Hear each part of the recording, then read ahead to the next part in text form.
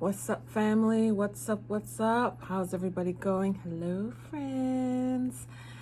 So, I watched Coming to America Part 2, so you don't have to.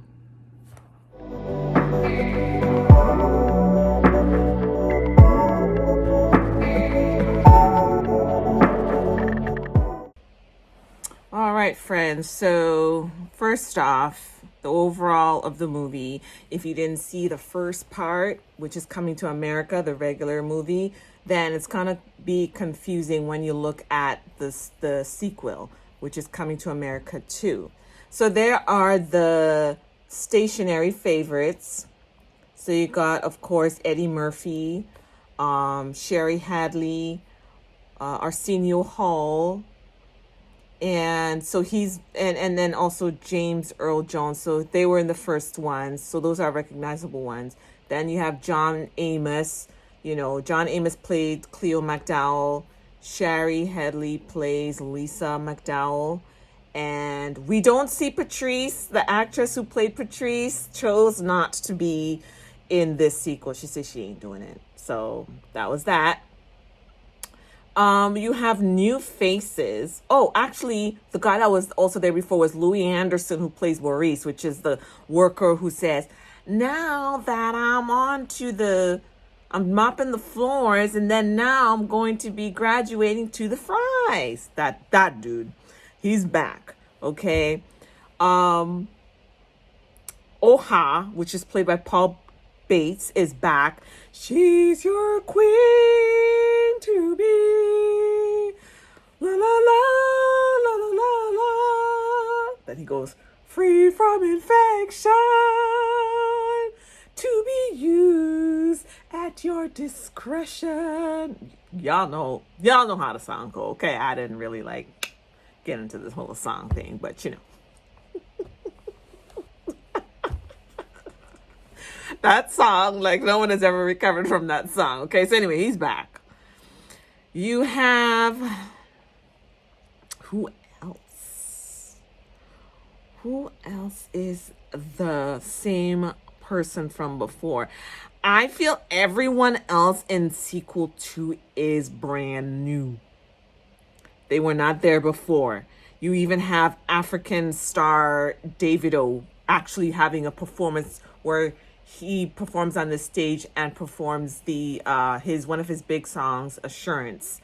And you have people like Tiana Taylor, Leslie Jones, who was a big crack up. You have Garcelle Bouvier, who was one of the Rose Bears, and Michael Blackson, and then the pretty girl that plays Mirambe. She plays Mirambe, who is the personal barber for the prince, who is played by Jermaine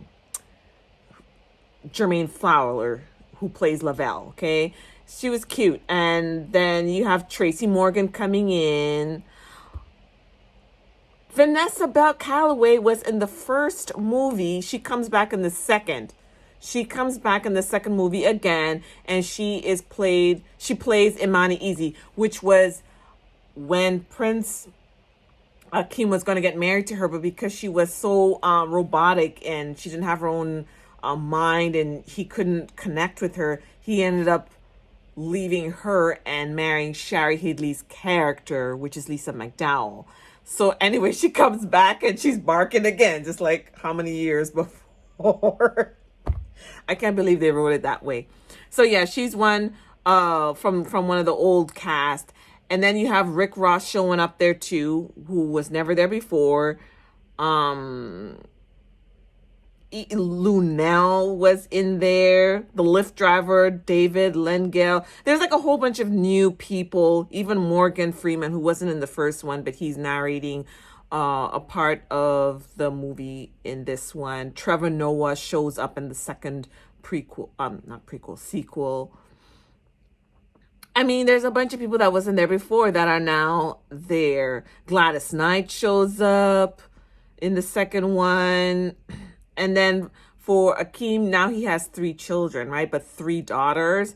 These girls are also, we haven't seen them before. So now as the story is kind of progressing,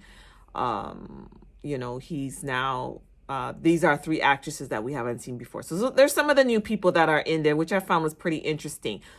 Now let's get to the storyline.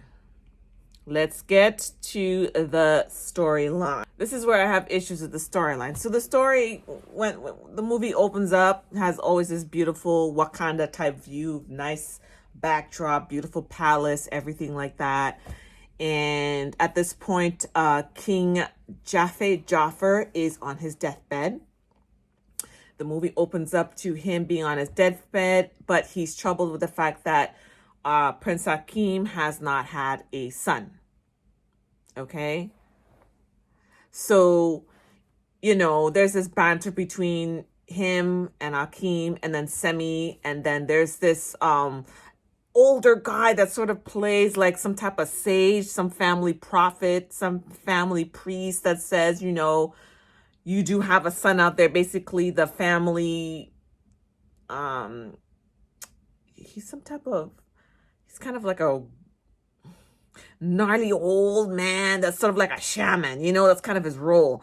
So he plays this like shaman where he kind of sees and he sees these oracles and he's like, oh, I know that you have a son out there, follow the Thunderbird. So King Jaffa is dying. He's worried that Hakeem does not have an heir. And what are we going to do? But he has a son out there. Okay. And there's an elder that is in the room also saying, yeah, he does have a son out there and follow the Thunderbird. I guess that's a sign. I guess he's going to be wearing something that symbolizes the Thunderbird and you're going to find your son. And that's the person that has to take over the throne of Zamunda because Zamunda cannot have a female heir. Prince Hakeem only has 3 daughters. And according to tradition, only a son can rule. They were going over as to how is it that he has a son? Because I thought, this lady, he was, had a relationship with this lady. He didn't know that he had the son. So there's this banter going on between Semi and Prince Hakeem as to how did the situation happen that you have this son because he didn't get with this lady. And then they kind of figured, oh, maybe he was like so out of it. Then this lady slept with him. And that's how he had the son that he didn't know he had. Right away, there's this stupid trope about, in Black families, mind you, watch the message they're sending there, like guys just going around having kids they didn't know that they had. Anyway, that was strike number 1. I was like, what the heck? So then it goes on to him saying, Prince Hakeem is now realizing, okay, I have a son. I got to go find him. The father's dying. He said, I'm about to go, but instead of having a funeral when I'm gone, why don't you have the funeral while I'm alive? Okay, we shall have the funeral service while you're alive. So they put him up in his coffin, standing upright. And the king's alive. He's watching the proceedings. And you have several musicians sing to him, all his favorites. So Gladys Knight came out. You had En Vogue, Salt and Pepper. All these people pop up in this cameo, and King Jaffe's, is enjoying the concert that they throw for him. Then George, what's that guy? How could I forget him? The guy with the nice voice, Freeman. Freeman comes and gives a eulogy for the king, right? He gives his eulogy for the king. Yeah, Morgan Freeman gives his eulogy for the king. And during the service, the king is enjoying. The king turns to Prince Hakeem and says, I must go now. I'm ready to go, and passes away. So he passes away right there. And then Prince Hakeem decides, I'm going to find this son, bring him back because a ruler must take the throne and it has to be a male. He goes to Queens, right where the first movie leaves off. Has left off. Goes to Queens, the same scenario with those guys in the barbershop, and now they're seeing him for the first time, and then Semi's next to him saying, now he's no longer a prince, he's now a king, because the father passed away. So now he is the king, and now they're like, oh my gosh, so there's this banter now between the barbershop guys. trying to find who his son is, and then they tell him where they think the boy might be. And he finds a boy on the side selling basketball tickets or baseball tickets. Anyway, some sports event, and the boy is selling tickets. And he meets his son, tells him that he's his father and that he is the prince of Zamunda, and he's come to take him back to Zamunda to take the throne. All of this is so much information for the son. He has to learn this information right then and there. But, he's like, you know what? Let me take you to see my mother. He goes and sees the mother, who is Leslie Jones' character, and she is hilarious. But when he goes to see the mother, and then the rest of on the Black American side now, because remember the son has been in America all this time, he remembers that night and what happened that night with his son's mother, and how it so happened, how she had him, his child, they were coming from the club, and that whole scene sort of replayed in his mind. So now he puts two and two together, and he's like, okay, he's like, I gotta take you back to Zamunda so you can take the throne. But the son says, wait a minute now, you're not taking me and not my mom. So that's how the mother, Leslie Jones' character, ends up going with the son to Zamunda. And they go adjusting to royal life. Everything is new, including the bathers and all this stuff, and the mother get hers, and it's I don't know. Then there's this same scene that plays out like it played out for the father. So he brings the son over there. They're trying to adjust to royal life. And one of the things of becoming a prince is that you have to go through some tests, and then you can take up a bride and take up your rightful place as a prince. So first, in the land of Zamunda, the prince there's a couple physical, intellectual tests. You have to know the history and all the ancestors. So they test them on that. And the last and most concerning test of all, that tests your bravery, is getting whiskers from a very hungry, ferocious lion. So he does that, but not before. There was also along the way, they were like, wow, he's pretty good. He's adjusted really well. He's going through all the tests pretty good. But, that one test where he's got to conquer that lion and find a way to get the whiskers, off of it without getting mauled and all that. That's the last bit. Before he encounters that, throughout the movie, there is Wesley Snipes' character. Wesley Snipes plays General Easy, I believe. Yeah. He plays this General Easy, who I find quite goofy when he comes in with all his military soldiers. And he says, remember 30 years before, you refused to marry my sister, and she's never been the same ever since you left her and married the one you have now. And then it shows Vanessa Bell Calloway's character. She plays Imani Easy. It shows that same character hopping in on one leg, barking, and she would bark, and she's still in that programming from so many years before. It's supposed to be comedy, so I find it ridiculous, but anyway, that was what happened. He said, but instead of having war, I would be satisfied with our kingdom staying at peace. Someone's got to marry someone from our family. So they'll have marriage by blood, rather than bloodshed and war. So Prince Akeem is like, oh God, where are we going with this now? Okay, fine. We're gonna do this, okay? Fine, sure. If it's okay with my son, he will marry your daughter. Sure. Because he offered his daughter, Tiana Taylor's character. So Tiana Taylor's character is Bopoto Easy. So she comes out in the ceremony, the same way that the aunt had before. Same kind of program, the same way.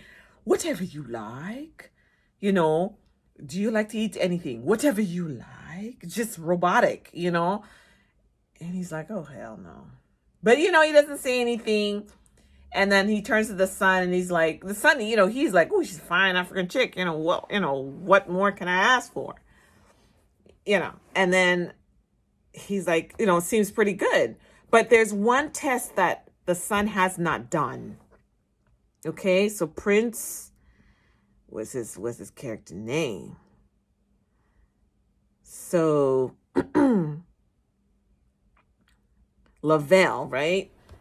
So Lavelle still has that one last test to do. So he meets the potential fiance, but they all know that he hasn't done this test. So the General Easy is like, okay, I will wait 1 week. Then when I be back, your son will be married to my daughter. He goes away. Then during that week, he works on finishing up and proving himself through all the traditions. And then he masters getting whiskers from a very hungry, starved lion. They find a way to cleverly put himself in a position where he can sort of like bait and switch. So like he becomes a bait, but then switches things. He puts cat food out for the lion. And the lion gets the cat, and he finally gets the royal scissors and snips the whiskers off. Anyway, that's how he gets that animal to come close enough to him, get the whiskers without him getting mauled and all this stuff. So he cleverly finds a way to do that. Then the engagement parties or the proceedings start, and General Easy is back. Okay, he's back with his daughter to get married. And the father's all tense. He's like, oh, hell. But anyway, he agreed, and just to keep things at peace. But before that situation, the son, Lavelle, had gotten really close to the palace barber, who has become his own personal barber. A very beautiful girl, Marimbe, that is played by this actress, Namzambo Mbatha. Okay. So he had since, been at 1 week span. He had since gotten very close to the personal barber and has started to fall in love with her because he and the girl are connecting. But he's actually supposed to marry the daughter of the other kingdom, who is demanding a marriage so that they can be at peace, so they won't have to go into war. So he's now conflicted because he's starting to fall in love with his personal barber that has been assigned to him.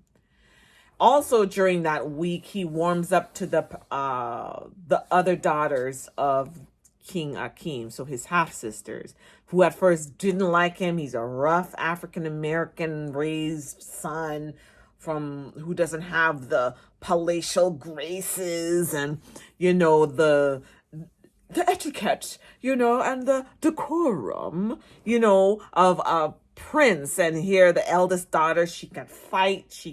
She's ready to be a queen. But, because of the traditions of Zamunda, she can't. So she's resentful. But, during that last week when he had to prove himself of all the tests in order to become a prince, she has started to warm up just a little, okay? So also in that period of time, the queen, Shari Headley's character, is starting to warm up to him and the mother as well. At first, they were all put off by Lavelle's mother's character. So Leslie Jones's character, they're all put off by that. But all Lavelle's mother did was give the queen some drank, and the woman was turned, and they were best friends. So he's starting to fall in love with the barber, but he's now engaged to the general's daughter from a neighboring kingdom, and he's like, what do I do? He decides to run away with the barber. This is Lavelle now. Decides to run away with the barber and get married. Decides to go to America and get married. Yeah. The ghetto. They're in this ghetto church. I mean, the same spot where the band Sexual Chocolate, they were playing. And now the crazy preacher is back trying to, and he's there, doing the vows and marrying them. Meanwhile, in Zamunda, Prince Akeem is like hearing that his son ran away during the engagement party, because he ran away with the personal barber that he fell in love with, and he's like, I gave this boy a chance to run it, to be a prince and to do something, and this is how he thanks me. So he's all upset. But the queen is like, look, you got to get him back. You got to loosen up. You did too much. She has changed by now because she has warmed up to Lavelle and his mother. Anyway, he goes back to America after them because the general is going to find out that, son ran away. If they can't make this marriage work, they're going to be at war. So he now returns to the States to get Lavelle to come and marry the general of the neighboring country's daughter. But he meets his son with the barber that he ran away with, and they're in the process of getting married, like exchanging vows. He bursts into the church. He's like, what's going on? But then the son said, you told me that you were going to get married to a girl that was arranged to you, but because she didn't have any thought, she didn't have any goals, she didn't have anything with her life, she was sort of like a robot repeating everything after you. There was nothing to her but beauties, and you couldn't fall in love with that. I'm feeling the same way. That girl that I saw, that the general's daughter, I could not connect with her, but I've fallen in love with this girl, the barber. And we connected so much because the other girl, she's so much of a robot, well, that's not his words, but that's kind of like my words, I was able to connect with her. She actually has her own thoughts, her feelings, her likes, her wants. And like you, I want to marry someone that I fall in love with that is like that. And right then and there, Prince Akeem is like, you know what? Well, now King Akeem. He's like, you know what? You're right. I'm going to let you marry the woman of your dreams. And you have a beautiful Zamundan woman with you, and I want you to be happy. And as a matter of fact, let's continue these vows. You guys were in the middle of it. Let's continue. So they continue with the vows. And then the next picture is them back at Zamunda in the palace, sort of having a reception. And that's where you see all the musicians come out. You see David Doe and all these other musicians come out and they're singing. And then you're seeing Lavelle and his new bride. And then you're seeing General Easy's daughter. I guess he didn't marry her after all, but I guess she's been married off to another royal family member. So the general is happy anyway. Okay, so that somebody from his family was able to solve that agreement. So that kind of solved itself. And so they're having this nice little party and all that stuff. In between that, if they hadn't really settled the marriage between the two kingdoms, the general was really going to kidnap one of his daughters. And because of her ability to fight in martial arts, she was able to just subdue that general, beat up him and all his men she and her sisters. When she was down, the other sisters came with their stick and so the general was like, look, I can't kidnap these women. So they found a way to kind of solve that problem. And I mean, that's pretty much it. I mean, there was a couple, the things that I had the problem with that you could probably not have to, or what is it? The things that you could do without it was the nuances. I didn't like how the Black American family was so, they came off as uncultured, raw, kind of wild, untamable, like especially Leslie Jones's character. Like Leslie Jones herself is such a beautiful feminine person. I find her, as a person, real life. I didn't like how her character was sort of seen as this untamable baby mama, his son's baby mama. That was just out of control. I didn't like even as a royal, he was still having kids that he didn't know about. You know what I mean? I was like, sir, you are still, in the midst of that, you couldn't sire a son in a royal family. he was still having kids he didn't know about. So I didn't like that. I didn't like how they played that baby mama dynamic with Leslie Jones' character. She played the character well, but the character was not a positive character. You could do without that. I didn't like the colorism that was there, because why did the baby mama had to be a dark-skinned black woman? Why was the queen a light-skinned woman in a well-kept home? You know, when she woke up, she had a violin orchestra. You know, she was mad at the king, first of all, because the king, she had taken to the baby mother so well, like we're family and all that stuff. And then, his stubbornness kicked them away. So she was mad. She kicked him out the bedroom. And then he tried to woo her by having an orchestra play for her to kind of make up to her. So, that was kind of like, but, that started since in the first movie, Coming to America. Okay. We saw that dynamic. And that's one of the reasons why the girl that played Patrice didn't want a part of it. She was just like, you know what? I'm out. I'm out. So that's why you didn't see her in the second one. The colorism has still followed through. So would I rate this movie yay or nay? I would say nay. I would say nay. Views, the costume, the music, the soundtrack, all good. The storyline, trash. It's clownery, foolishness. It perpetuates the same nonsense. Hey, you could do without it.